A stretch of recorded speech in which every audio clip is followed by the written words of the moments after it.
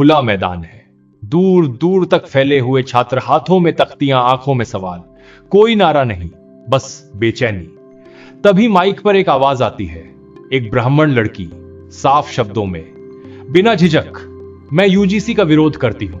यह संस्था शिक्षा को आरक्षण और जाति में बांटती है, मेरिट का गला घोंट देती है। अगर देश को आगे बढ़ना है तो यूजीसी को हटाना ही होगा। मैदान में हलचल होती है, कुछ चेहरे सहमति में सिर हिलाते हैं, ज्यादातर छात्र चुप हैं। उसी चुप्पी को चीरते हुए चंद्रशेखर आजाद आगे बढ़ते हैं। आवाज ऊंची नहीं, लेकिन इतनी साफ कि आखिरी कतार तक पहुंचे। तुम कह रही हो यूजीसी मेरिट मारता है। मैं पूछता हूं, किसका मेरिट?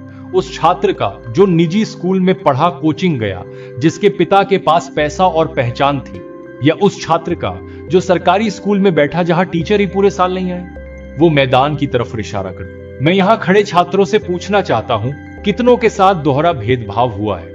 भीड़ से आवाजें आती हैं। कोई कहता है, सर हम एससी हैं, हमें प्रोफेसर क्लास में नीचा दिखाते हैं। कोई कहता है, हम ओबीसी हैं, हॉस्टल अलॉटमेंट में नाम काट दिया गया। कोई लड़की रोते हुए कहती है, मैं दलित हूं, मेरे साथ लाइब्रेरी में अलग तरह से बात की जाती है। चंद्रशेखर फिर बोलते हैं, ये पहला भेदभाव है जाति का, और दूसरा भेदभाव क्या है पता है? आर्थिक। जो फीस भर सकता है वही पढ़ सकता है, जो किताबें खरीद सकता है वही टॉपर कहलाता है, जो अंग्रेजी धारा प्रवाह बोल सकता है वही इंटेलिजेंट माना जाता है।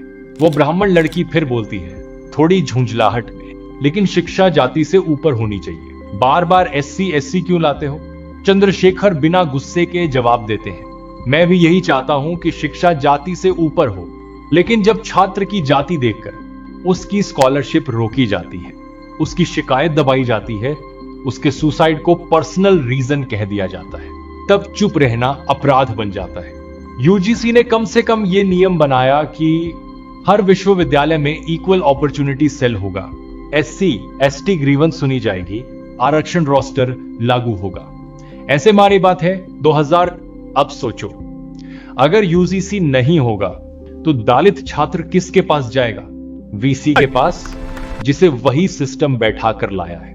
मैदान में सन्नाटा है, कुछ छात्र सिर झुकाए खड़े हैं। चंद्रशेखर आगे कहते हैं, आज यूजीसी का विरोध एससी एसटी या गरीब छात्र नहीं कर रहे। विरोध वो कर रहे हैं जिन्हें बराबरी असहज लगती है, जो कहते हैं मेरिट, लेकिन मेरिट के पीछे छुपा प्रिविलेज नहीं देखते। यूजीसी परफेक्ट नहीं था, लेकिन उसने दोहरे भेदभाव के खिलाफ एक दीवार खड़ी की थी। अगर वो दीवार गिरी तो सबसे पहले वही छात्र कुचले जाएंगे जो पहले से ही 2 बार दबाए गए हैं, जाति से भी, गरीबी से भी। वो आखिरी बार मैदान को देखते हैं। ये लड़ाई यूजीसी की नहीं है, ये लड़ाई इस बात की है कि शिक्षा सबके लिए होगी या सिर्फ कुछ के लिए।